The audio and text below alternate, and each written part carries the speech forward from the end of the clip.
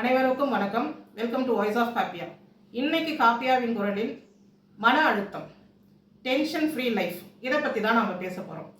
இன்னைக்கு 3 வயது குழந்தையிலிருந்தே நாம் அதிகமாக பார்க்கறது, என்னை டென்ஷன் பண்ணாதம்மா, நான் ரொம்ப டென்ஷன் ஆயிட்டேன் அப்படின்ற வார்த்தை வளரும் குழந்தைகள்கிட்டே பழக்கப்படுத்துகிற வார்த்தையெல்லாம் மாறிடுச்சு. ஆனால் இது ஒரு ஆரோக்கியமான சூழ்நிலையா அப்படின்னு பார்த்தா கண்டிப்பாக இதை நாம் தவிர்க்கணும். குழந்தைகளிடத்தில் இந்த டென்ஷன், கோபமாக இருக்கிற, ஆத்திரப்படுற, இந்த மாதிரியான வேர்ட்ஸை முடிந்த அளவு தவிர்க்க பாருங்க. அவங்களுக்கு நல்ல விதத்தில் சிறு வயதிலிருந்தே அதை சொல்லிக் கொடுங்க. அப்படி ஒரு குணம் இல்லை, டென்ஷன் அப்படிலாம் ஒரு வார்த்தை இல்லை, டென்ஷன் ஆகக்கூடாது, பி எ கூல் மேன், இந்த மாதிரி வார்த்தைகளை அடிக்கடி உங்கள் பிள்ளைகள்கிட்ட சொல்லிக் கொடுக்க ஆரம்பிங்க. இந்த இது டென்ஷன் ஆகாமல் யார் இருக்க முடியும்? ஒரு பரபரப்பு இல்லாமல் யாரால் இருக்க முடியும்? ஒரு மன உளைச்சல் இல்லாமல் யாரால் இருக்க முடியும்? அப்படின்ற வார்த்தைகளை நம்ம கேட்க முடியுது. யாரால இருக்க முடியும் அப்படின்றத தவிர்த்து ஏன் நாம இருக்க பழகி கொள்ள கூடாதுன்றது தான் நாம இன்னைக்கு ஒரு சிந்தனை பதிவா நாம இங்க கொண்டு வரோம்.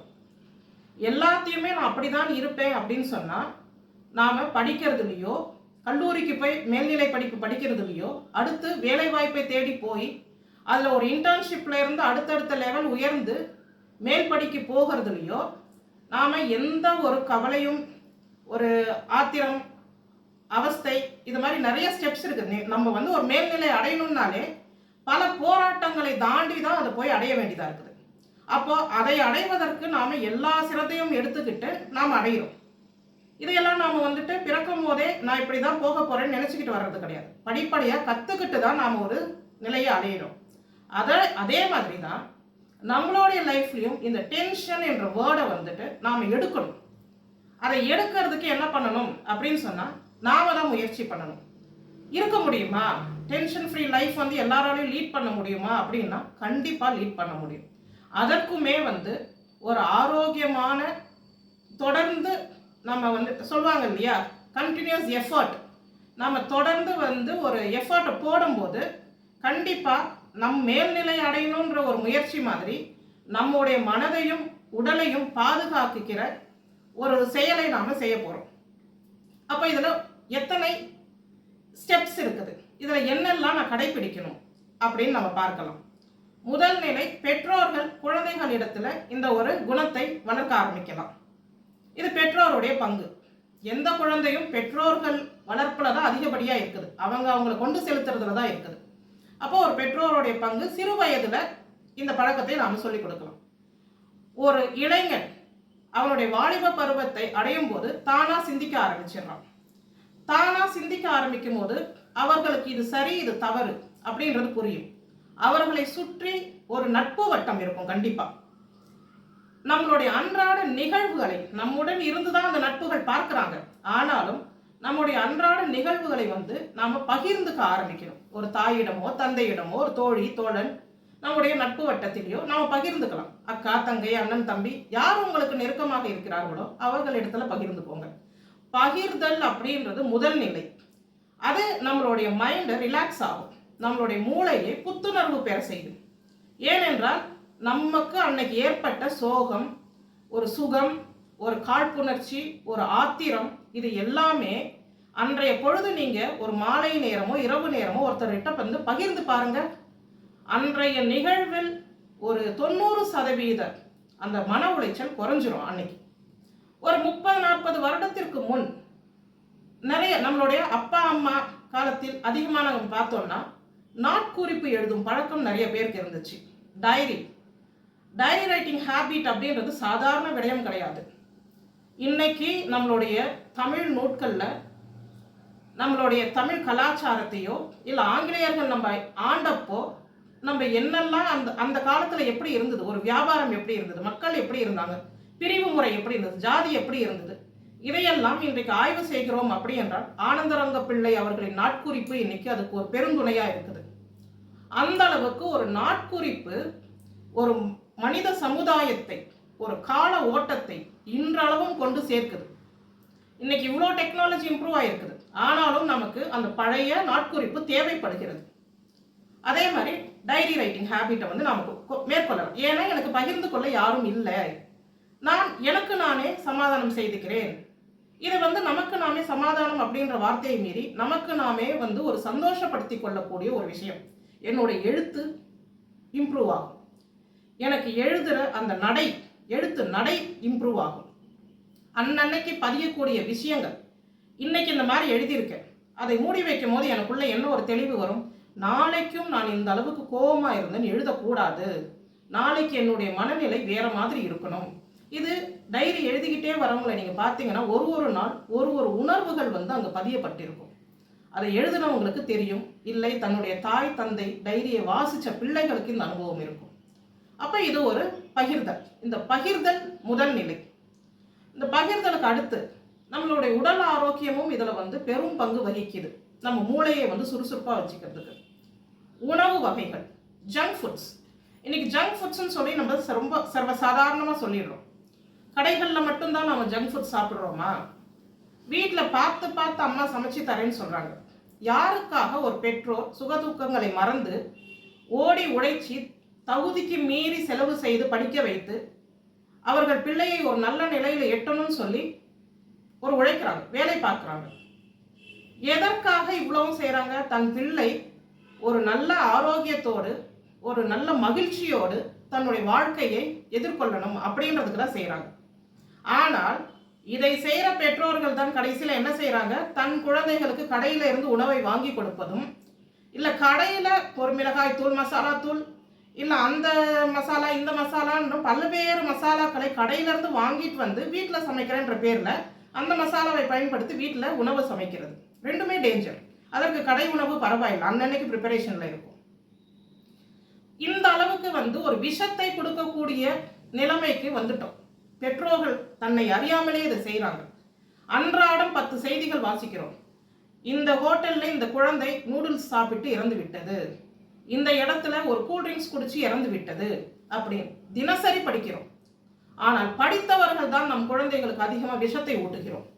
நான் என்னுடைய ஒரு ஃபால்ஸ் ஸ்டேட்டஸை மெயின்டைன் பண்ணுறதுக்காக நான் இதை வாங்கி என் குழந்தைக்கு கொடுத்தேன், இந்த பேக்கரி ஐட்டம் வாங்கி கொடுத்தேன், இந்த ஒரு இன்ஸ்டன்ட் ஃபுட் வாங்கி சமைச்சு கொடுத்தேன், நான் Zomato ஸ்விக்கியில் ஆர்டர் பண்ணி வாங்கி கொடுத்தேன், நாங்கள் வாரத்தில் 3 நாள் கண்டிப்பாக ஆர்டர் பண்ணோம், சில பெருமைகளை பேசிக்கிறோம். ஆனால் நமக்கு அறியாமலேயே நம் குழந்தைக்கு விஷத்தை ஊட்டி கொண்டு வருகிறோம். இது கால அடைவில் ஒரு நாளடைவில் போக போக அவர்களுடைய 30-40 வயதில் அவர்களுடைய உடல் பாதிப்பு, அதை பார்க்க அந்த பெற்றோர்கள் இருக்கிறார்களான்னு அவங்களுக்கே தெரியாது. ஆனால் அந்த பிள்ளையின் உடல்நிலை பாதிக்க ஆரம்பித்துவிடும். கடையிலிருந்து பொடி வாங்கி சாப்பிட்ற குடும்பங்கள் அதிகமான பிரச்சனை இன்னைக்கு பார்த்துக்கிட்டு வந்தோம்னா, இந்த குடல் புண் அது பெருமளவில் பிரச்சனையாக வருது. வயிற்றில் ஏற்படக்கூடிய கேன்சர், லங்ஸில் ஏற்படக்கூடிய கேன்சர் இந்த அளவுக்கு வந்து வர ஆரம்பிக்குது. அப்போ உணவு முறை, வீட்டில் என்ன பொருள் இருக்குது, நம்முடைய வெப்பநிலைக்கு தகுந்த மாதிரி என்ன உணவு நம்ம சாப்பிடணும், என்னுடைய உடல் ஆரோக்கியத்திற்கு எது சிறந்தது, எல்லாருக்கும் எல்லாமே சிறந்தது கிடையாது.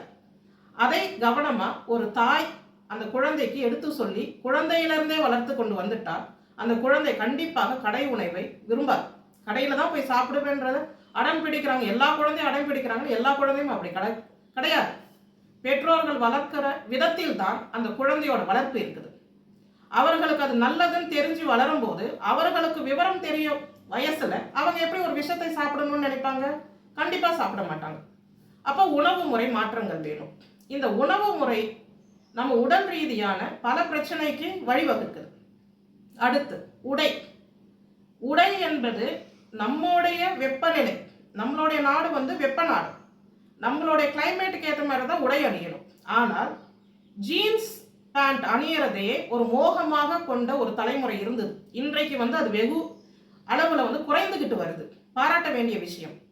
அந்த அளவுக்கு வெப்பத்தை மேலும் நம்மளுடைய உடலுக்குள் அது கொண்டு செலுத்தும். அந்த மாதிரி உடை நம்ம நாட்டுக்கு ஏற்றது கிடையாது.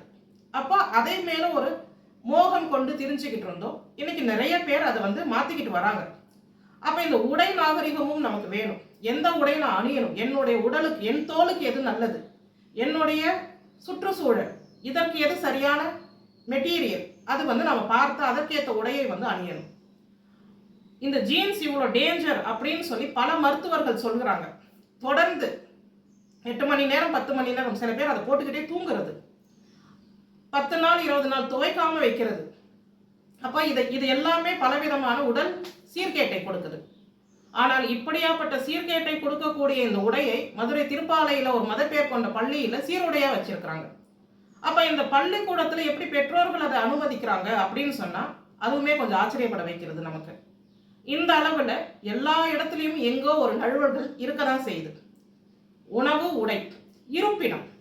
இந்த இருப்பிடத்தில் என்ன டென்ஷன் இருக்குது அப்படின்னு நீங்கள் கேட்கலாம். இந்த வருடம் மகிழ்ச்சிகரமான நாடு பட்டியலில் இந்தியா பிடித்திருக்கிற இடம் 126வது இடம். போன வருடமாவது 123வது இடம். இந்த வருடம் இன்னும் 3 படி கீழே இறங்கி வந்துட்டோம். கடைசி இடம் 143 நாடுகளை தான் அவங்க கணக்கில் எடுத்திருந்தாங்க. கடைசி இடம் ஆப்கானிஸ்தான் பிடித்திருக்கிறது. அந்த ஆப்கானிஸ்தானுக்கும் உலகத்தில் அதிக மக்கள் தொகை கொண்டு மிகுந்த ஒரு அறிவாளி சமூகம் என்று சொல்லக்கூடிய நமக்கும் என்ன ஒரு இடைவெளியை நாம் இதில் பார்த்துட்டோம்? கிடையாது. கடைசி இடத்துக்கே சமம் நாம இன்னைக்கு இருக்கிற இடம். இளைஞர்கள் மகிழ்ச்சி இல்லாமல் இருக்கும் நாடு பட்டியலில் இந்தியா முதலிடத்தை பிடிக்கிறது. அதிக இளைஞர்கள் இருக்கக்கூடிய நாடாக இந்தியாவே இருக்கிறது. அப்ப இந்த மாதிரி விஷயங்களை நாம வெட்கி தலைகுனிய வேண்டிய நிலையில தான் தள்ளப்பட்டிருக்கிறோம். ஏன் இந்த நிலைக்கு நாம வந்துட்டோம்? அவர்களுக்கு சமுதாயம் கொடுக்கிற பிரஷர் எங்க இருந்து ஆரம்பிக்குது? வீட்டிலிருந்து ஆரம்பிக்கிற பிரஷர் சமுதாயத்திலிருந்து அவங்க எடுத்துக்கிறாங்க. படிப்பு படிப்பு, கிரேட் கிரேட்.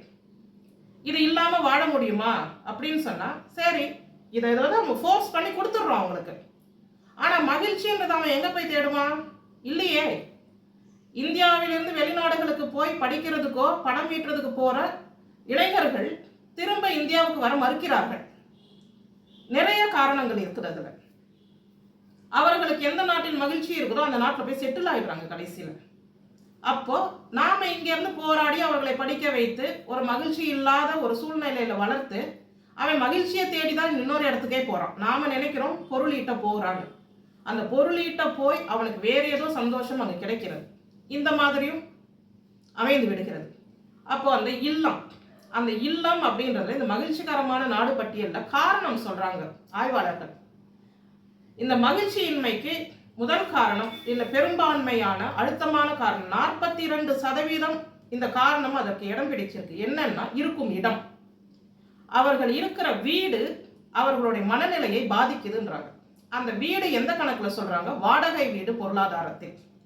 ஒரு வாடகை வீடு பார்க்கறதுல எவ்வளவு சிக்கல்கள் இருக்குது, எப்படி பார்க்க வேண்டும், எதையெல்லாம் முன்கூட்டி தெரிந்து கொள்ள வேண்டும், அதுல எப்படி சிக்கல் இல்லாமல் நாம சந்தோஷமா இருக்கிறதுக்கான வழிவகை நம்மளுடைய வாய்ஸ் ஆஃப் காப்பியாவே நான் 2 பதிவுகள் போட்டிருக்கேன். அதை நீங்க பார்த்தீங்கன்னா தெரியும்.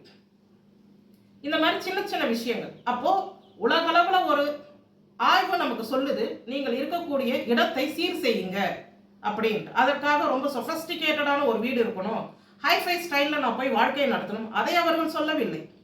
மினிமலிசம். இன்னைக்கு ஜப்பான் முதலிடத்துல இருக்குது. மினிமலிசம். எனக்கு தேவையான பொருள், எனக்கு தேவையான இடம். கேப்சியூல் ரூம்ன்றது ஜப்பான் தான் அறிமுகப்படுத்துச்சு. இன்னைக்கு அது பல நாடுகள் கையாள ஆரம்பிச்சிருச்சு. ஒருத்தருக்கு ஒரு கேப்சியூல் ரூம், அவர்களுக்கு தானே வசதி அதுக்குள்ளே இருக்குது. இன்னைக்கு நிறைய இளைஞர்கள் படிக்க போகிறவர்களோ வேலை தேடி ஜப்பானுக்கு போகிறவர்களோ அந்த மாதிரி கேப்சியூல் ரூம்ல தான் தங்குறாங்க. ஏன்னா அது அதிகமான costliest city. Tokyo costliest city in the world. அப்போ இந்த மாதிரி ஒரு அறிமுகம் அங்கே இருக்குது.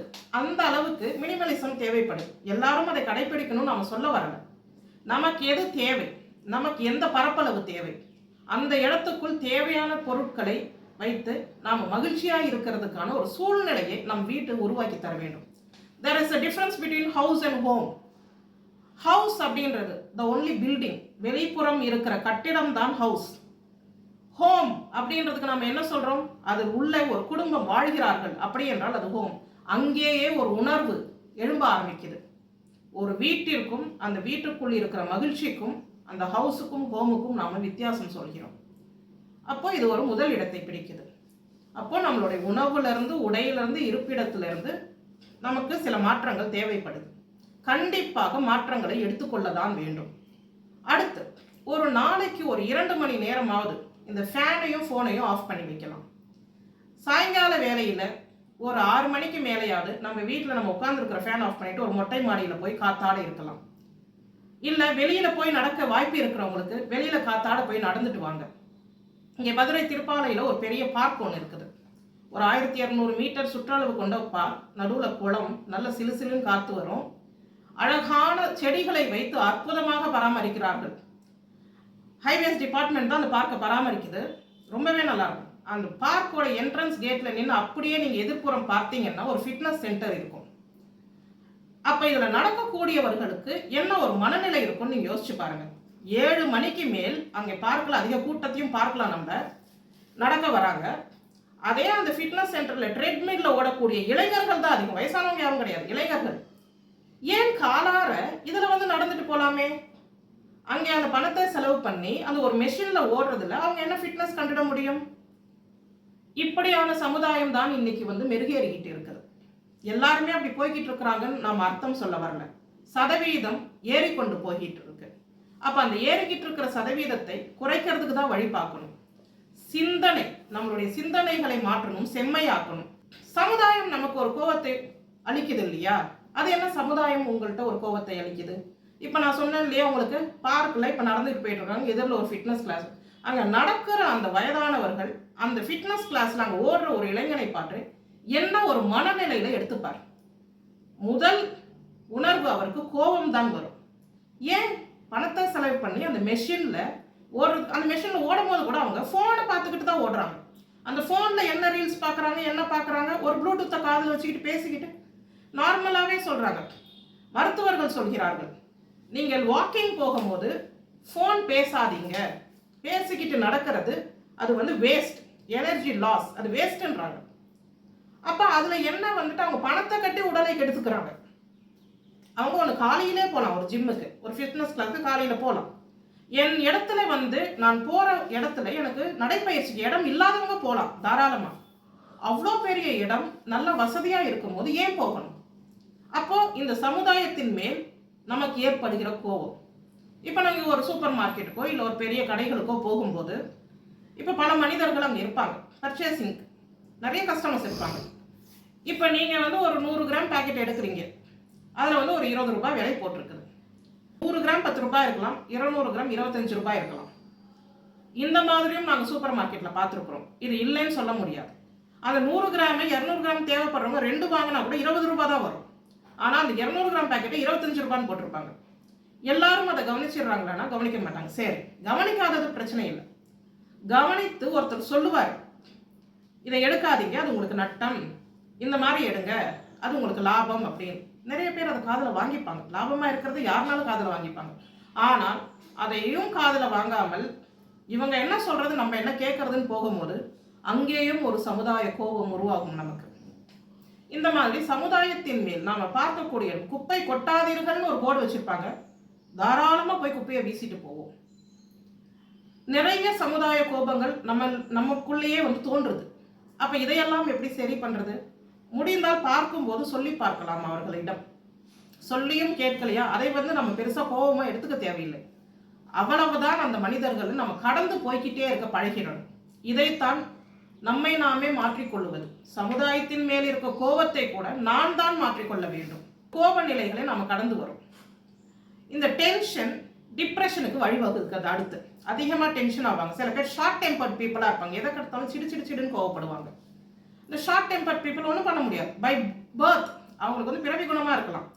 அவர்கள் நினைத்தால் அவர்களை அவர்கள் மாற்றிக்கொள்ளலாம், ஆனால் முயற்சி எடுப்பதில்லை. தன்னிடம் யாரும் நெருங்கக்கூடாது என்பதற்காகவே அந்த சிடுப்பை அவங்க மெயின்டைன் பண்ணிக்கிட்டே இருப்பாங்க. அது அவர்களுக்கான பாதுகாப்பாக கூட சில பேர் நினைக்கிறாங்க. ஸோ அதை நாம விட்டுறலாம்.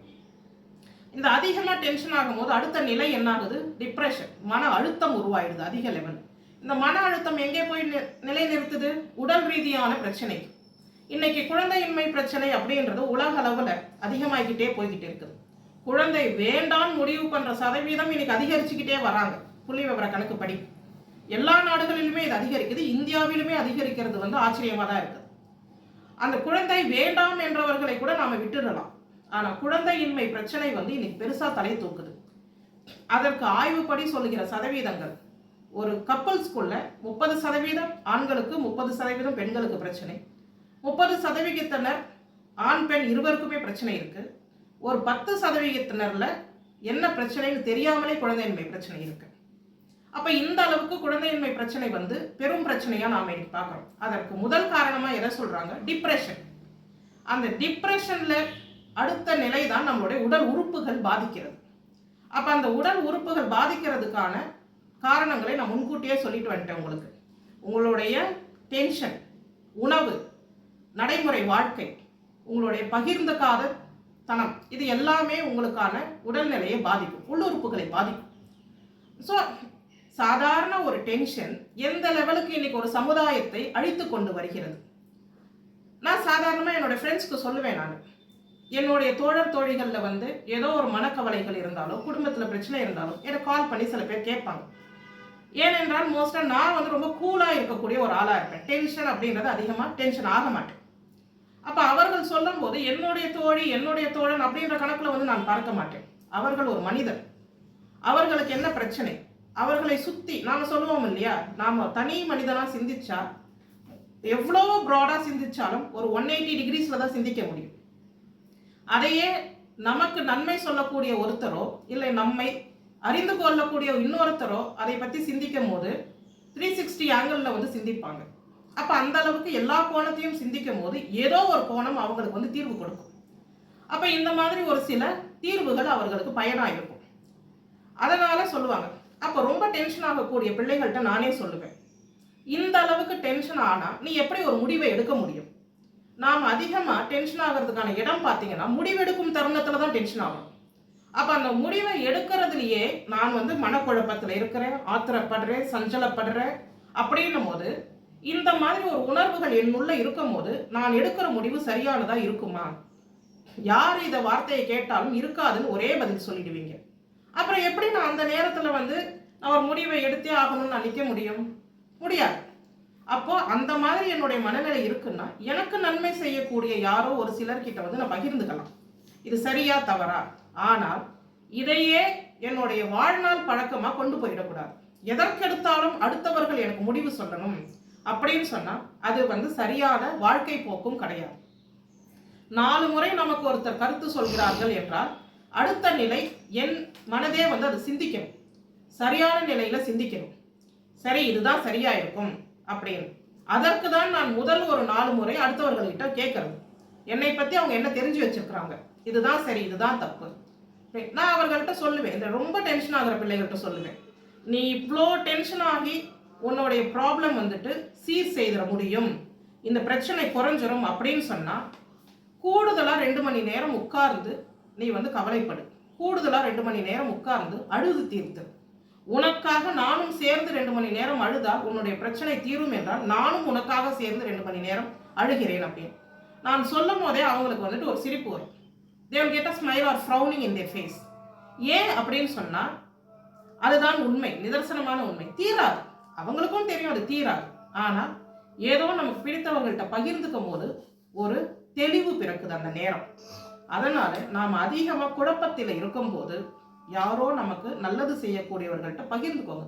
அது தாயா இருக்கலாம், தகப்பனா இருக்கலாம், அக்கா தங்கைகளா இருக்கலாம், அண்ணன் தம்பியா இருக்கலாம். ரொம்ப நெருங்கின நன்மை நினைக்கிற நட்பா இருக்கணும். எல்லார்கிட்டையும் எல்லாத்தையும் பகிர்ந்திடவும் கூடாது. அப்போ இது ஒரு நிலை. டென்ஷன் ஆகிறதுனால நாம் எதையும் சாதிக்க போறதில்லை.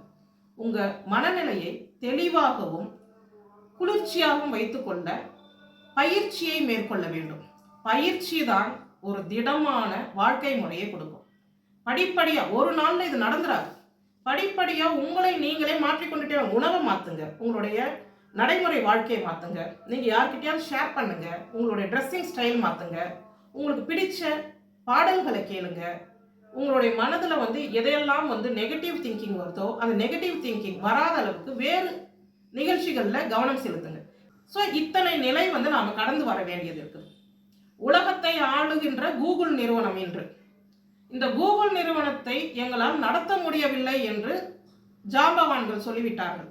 ஆனால் தமிழகத்தை சேர்ந்த ஒரு திறமான இளைஞர் சுந்தர் பிச்சை இன்னைக்கு அதை திறம்பட பல வருடமாக நடத்தி கொண்டு வருகிறார். அவருடைய பேட்டியில் ஒன்று சொல்லியிருக்கிறார், நான் அதிகமாக டென்ஷன் ஆக மாட்டேன் அப்படின்னு. எப்படி இவ்வளோ பெரிய ஒரு நிறுவனம், உலக அளவில் உலகத்தை ஆண்டு கொண்டிருக்கிற ஒரு நிறுவனத்தை ஒரு டென்ஷன் ஆகாமல் ஒரு மனிதர் நடத்த முடியும் அப்படின்னு அதிலிருந்து விலகிய ஜாம்பவான்கள் ஆச்சரியப்படுறாங்க. இது அவருடைய மரபணுவாக கூட இருக்கலாம். எனக்கு வந்து டென்ஷன் ஆக மாட்டேன் அப்படின்றது தனக்குத்தானே பயிற்சி எடுத்துக்கிட்டதா இருக்கலாம், தனக்குத்தானே சொல்லி கொடுத்துக்கிட்டதா இருக்கலாம். ஆனால் அவருடைய அந்த குணம் அவ்வளோ பெரிய நிறுவனத்தை நிர்வகிக்க வைக்கிறது. அதுதான் நாம் இங்கே பார்க்க வேண்டிய விஷயம். அப்போ அந்த ஒரு டென்ஷன் ஃப்ரீ லைஃப் தெளிவான முடிவுகளை எடுக்க வைக்குது. தெளிவான உடல்நிலையை வைக்குது. Sound body and sound mind ரெண்டுமே கொடுக்குது. அந்த ஒரு டென்ஷன் இல்லை அப்படின்னு சொன்னால் நம்மளுடைய உடல்நிலையும் மனநிலையும் ரொம்ப ஆரோக்கியமானதாக மாற ஆரம்பிக்குது. அப்போ இது யார் கையில் இருக்குது? நம்ம கையில் மட்டுமே தான் இருக்குது. நமக்கு நாமே தான் இதுக்கு தீர்வு காண முடியுமே தவிர யார்கிட்டயோ போய் தீர்வு காண முடியாது. இன்னைக்கு ஒரு சிலருக்கு வந்துட்டு இந்த டிப்ரெஷன் இருக்குது, மன அழுத்தம் இருக்குது அப்படின்னா ஒரு உளவியலாளரை போய் சந்திக்கிறதுக்கு கூச்சப்படுறோம்.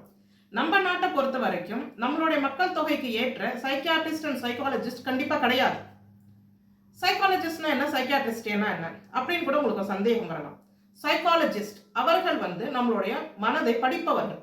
நமக்கு ஒரு குழப்பத்திற்கு தீர்வு சொல்ல ஒரு கவுன்சிலிங் கொடுப்பாங்க. மருந்து மாத்திரை தரமாட்டாங்க. அதுக்கு அடுத்த லெவல் மருந்து மாத்திரை தேவைப்படுது, ஊசி போடணும், மருந்து மாத்திரை தேவை, அவங்களுக்கு ட்ரீட்மெண்ட் தேவைன்னா சைக்கியாட்ரிஸ்ட் பார்ப்பாங்க. இதுதான் வித்தியாசம். அப்போ எனக்கு ஒரு குழப்பம் இருக்குது அப்படின்னு சொன்னால், குழப்பம் இருக்கும்போது கண்டிப்பாக அதற்கான மருத்துவரை தான் நான் போய் பார்க்கணும். நாம் எதற்கு இப்போ தயங்குறோம்? உன் பிள்ளை என்ன லூசா, உன் பெண்ணை என்ன பைத்தியமா, உன் பிள்ளை கிறுக்காயிடுச்சா அப்படின்ற வார்த்தைகள் நாமளே சொல்ல ஆரம்பிச்சோம். சொல்லக்கூடாது. நீங்கள் அப்படி யாரையும் பார்த்தீங்கன்னா மருத்துவத்திற்கு பரிந்துரை செய்யுங்க, கிண்டல் பண்ணாதீங்க. இன்னொன்று, இந்த மருத்துவம் போய் நாம் பண்ணுறதுனால என்ன பலன் இருக்குது, பண்ணிட்டதுனால நான் குணமாயிடுவேனா அப்படின்னு சொன்னால் அதுவுமே நம்ம கையில் தான் இருக்குது. அவர்கள் நமக்கு ஆலோசனை தருவார்கள். ஆலோசனையை ஏற்றுக்கொண்டு நான் மாறினால் போதும். மாற முடியலன்னா தான் எனக்கு மருந்து மாத்திரைகள் தேவைப்படுது. எப்படி ஒரு குடியை மறக்கிறதுக்கு, ஒரு ட்ரக் அடிக்டை மறக்கிறதுக்கு ஒரு ரீஹாபிலிட்டேஷன் சென்டர்ஸ் இருக்குதோ அதே மாதிரி தான் நம்முடைய கை, கால், கண், மூக்கு, வெளி உறுப்புகள், உள்ளுறுப்புகள் இதற்கு எல்லாமே ஒரு பாதிப்பு ஏற்பட்டுச்சுன்னா எப்படி ஒரு மருத்துவம் தேவைப்படுதோ அதே மாதிரி தான் மனதும். என் மனதுக்கு ஒரு பிரச்சனை ஏற்படுமாயின் அதற்கு ஒரு மருத்துவம் கண்டிப்பாக தேவைப்படும். அந்த மருத்துவத்தை நான் எடுத்துக்கொள்கிற விதத்தில் தான் இருக்குது. ஆரம்ப நிலையிலேயே எனக்கு மருத்துவம் தேவைப்படும் அப்படின்னு நான் முடிவு பண்ணிட்டேன்னா என் தாய், தந்தை, என் சகோதர சகோதரிகளிடம் கலந்து பேசி நான் தெளிந்துடலாம். அடுத்த நிலைக்கு நான் போயிட்டேன், இவர்கள் யாராலையும் என்னை தெளிய வைக்க முடியாதுன்னா ஒரு மருத்துவரை அணுகிதான் ஆகணும். அதுவும் ஒரு உறுப்பு தான், கண்ணுக்கு தெரியாத ஒரு உறுப்பு நம்மளுடைய மனது. மூளைக்கும் மனதிற்கும் பெரிய சம்பந்தம். அப்போ அதை நாம் போய் அந்த மருத்துவர்கிட்ட தான் அதற்கான மருந்தை தேடி எடுத்துக்கணும். இதில் கூச்சப்படுறதுக்கோ வெட்கி தலை குனிகிறதுக்கோ எதுவுமே கிடையாது. நம்மை நாமே பாதுகாத்துக் கொள்கிறோம். அதனால் பெற்றோர்களாகிய நாமளும் சரி, ஆசிரியர்களாக இருக்கிறவர்களும் சரி, குழந்தை பருவத்திலிருந்தே பிள்ளைகள்கிட்ட என்ன சொல்லி கொடுக்கணும், அவர்களை எப்படி ஒரு கிளியர் சிச்சுவேஷனை ஹேண்டில் பண்ணணும். ப்ராக்டிக்கல் லைஃப் ஹேண்ட்லிங் சிச்சுவேஷனே நம்ம பள்ளிக்கூடங்களில் கிடையாது. சிலபஸ் படி, மார்க் எடு, கிரேட் ஃபினிஷ் பண்ணி இவ்வளோதான் இருக்குது. அந்த ப்ராக்டிக்கல் லைஃப் ஹேண்ட்லிங்கு டீச்சர்ஸ் அவர்களாகவே முன் அந்த பாட வேலைக்கு நடுவில் ஒரு 10 நிமிடம் சில விஷயங்களை சொல்லிக் கொடுங்க. நம்முடைய பிள்ளைகள் தான் நாளைய சமுதாயம். அதனால் இந்த மாதிரி விஷயங்களையும் நாம் பிள்ளைகளுக்கு சொல்லி கொடுத்துக்கிட்டே வரும்போது இது ஒரு முதல் நிலை தான். இன்றைக்கி நாம் பார்த்துருக்கிறது இந்த டென்ஷன் ஃப்ரீ லைஃபோடைய முதல் நிலை. இந்த படியை நீங்கள் பொறுமையாக ஒரு 6 மாதம் கையாண்டிங்கன்னா கண்டிப்பாக அடுத்த நிலை நீங்கள் தள்ளப்படாமல் இருப்பீங்க. அடுத்து உங்களுக்குள்ள ஒரு முன்னேற்றம் வரும். இந்த பதிவு உங்களுக்கு பயனாக இருக்குது, இந்த பதிவு உங்களுக்கு பிடிச்சிருக்கு, இல்லை இதை சார்ந்த உங்களுடைய கேள்விகள் இருக்குது, எனக்கு இந்த மாதிரி ஒரு அனுபவம் இருந்தது, இல்லை எனக்கு இப்படி ஒரு குழப்பம் இருக்குது அப்படின்னு நீங்கள் நினச்சிங்கன்னா கமெண்ட்டில் பதிவு பண்ணலாம். நாங்கள் படித்து தெரிந்ததையோ எங்கள் அனுபவத்தில் பார்த்ததையோ நிறைய புத்தகங்களை வாசித்து அதில் இருக்கிற கருத்துகள் சில பேருக்கு உதவுமாகி அதையும் பகிர்ந்துக்க ரெடியாக தான் இருக்கிறோம். அதனால் உங்களுக்கு இந்த பதிவு பிடிச்சிருந்ததுன்னா வாய்ஸ் ஆஃப் காப்பியாவை தொடர்ந்து பாருங்கள். நம்மளோட இன்னொரு சேனல் இருக்குது, காப்பியாஸ் வில்லேஜ் கிச்சன் அப்படின்ட்டு. நம்மளுடைய வீட்டில் இருக்கக்கூடிய எந்த பொருளையும் வைத்து வீட்டில் மட்டுமே சமைக்கக்கூடிய உணவு முறைகள், ஒரு ஹெல்த்தியான லைஃப் ஸ்டைலுக்கு தேவைப்படுகிற ஒரு உணவு முறை, அதை மட்டுமே தான் நம்ம அதில் பதிவு பண்ணுறது. ஏன்னா நம்மளுடைய டெய்லி வே ஆஃப் குக்கிங் அது. கடைக்கு போகாமல் வீட்டில் எப்படி சாப்பிட்றது, நமக்கு நாமே உணவு செய்து சாப்பிட்டுக்கணும். அதனுடைய முக்கியத்துவம், அதை சார்ந்த சமையல், அதை சார்ந்த குறிப்புகள் எல்லாமே காப்பியாஸ் வில்லேஜ் கிச்சனில் பதிவு பண்ணிக்கிட்டு இருக்கிறேன். உங்களுக்கு பிடிச்சால் அதையுமே நீங்கள் போய் பார்க்கலாம். இவ்வளோ உங்களுக்கு இது ரொம்பவே பயன் தருமாயின் நீங்கள் தொடர்ந்து வாய்ஸ் ஆஃப் காப்பியாவுக்கு ஆதரவு தரலாம். நன்றி.